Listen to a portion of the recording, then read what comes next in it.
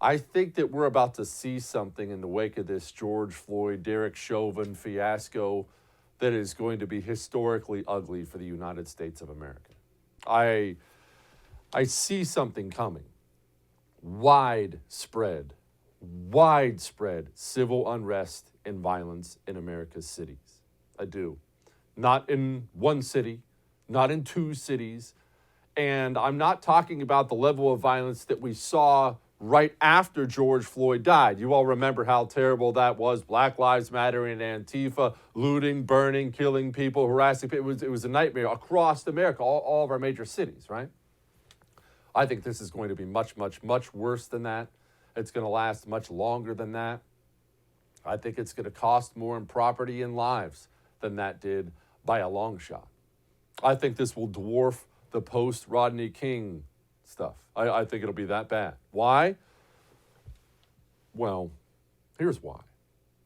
One, we have had a year of this lockdown insanity that has probed and degraded the mental health of a nation severely. We have made the poor poorer. We have made the rich richer.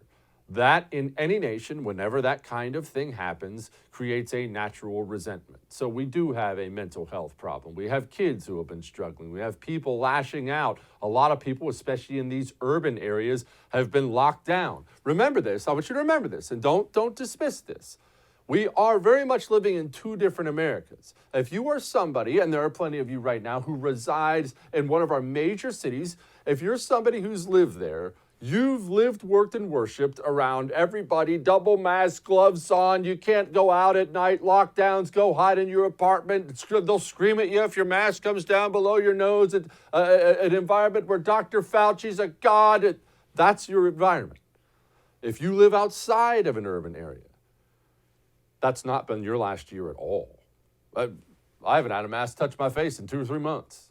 People, there are still plenty of people that wear them, but no one's obsessed about it. I'm in Texas. The bars are packed, the games are packed. It's just restaurants are wide open and full, waiting lists, people standing at the door.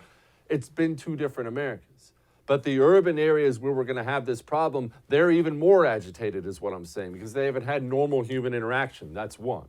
Two, this whole race scab that Americans on both sides of the aisle insist on picking at and picking at and picking at and picking at, it has now reached a crescendo and it's ugly. The main reason it's so ugly is it's now system approved. It is part of the system. And I think I need to reinforce this. When I talk about the system, I mean the cultural institutions of a nation when they become one. When they have one political ideology that guides them all, that's when it goes from just being your institutions to a system, because it protects itself. It demonizes enemies, as we'll talk about in a minute, and it protects itself.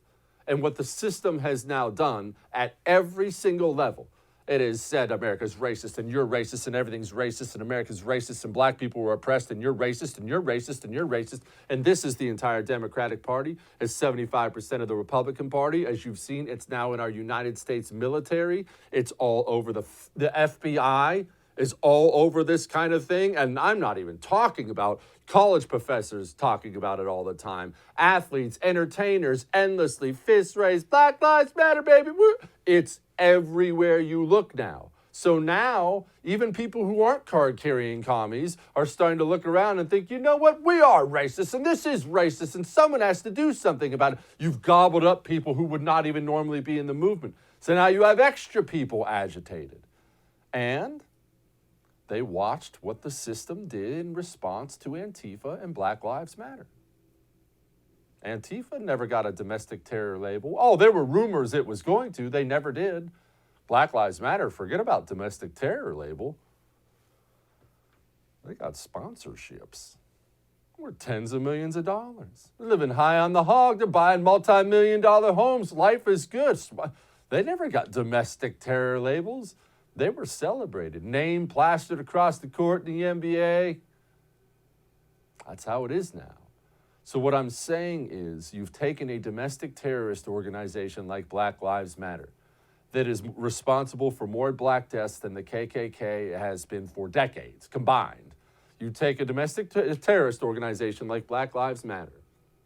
You've sponsored them, you've made them rich, you've empowered them, you've emboldened them. Half these big city DAs wouldn't even charge any of them. Even when they get arrested, they just let them out of jail with no charges. They're primed and ready.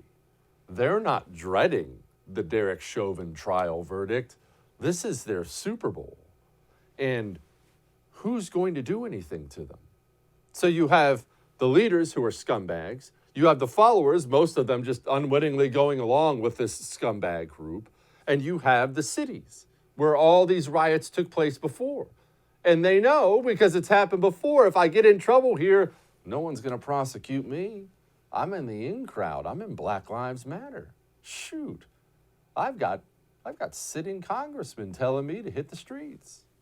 I would like to see the bill in Congress pass on police reform, but I know that the right wing, the racists, are opposed to it, and I don't know what's going to happen to it. But I know this: we've got to stay in the street, and we've got to demand justice. We're looking for a guilty verdict.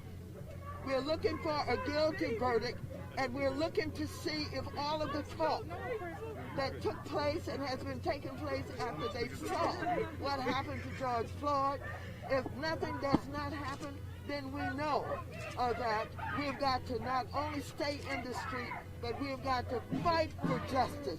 But I am very hopeful, and I hope that we're going to get a verdict that will say guilty, guilty, guilty.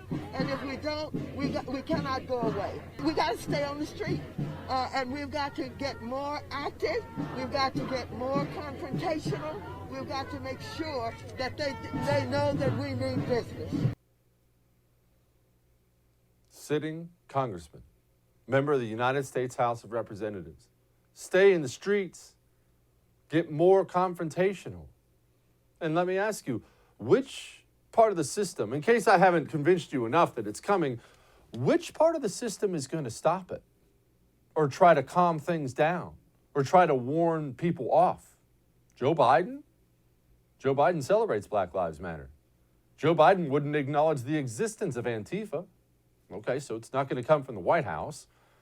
Nancy Pelosi's not going to do anything about it. The media? The media is going to be there handing people Molotov cocktails in the background because the media loves this stuff. It's great coverage. Oh, man, we're here. It's dark days right now in Minneapolis. Everything's burning. Tune into CNN.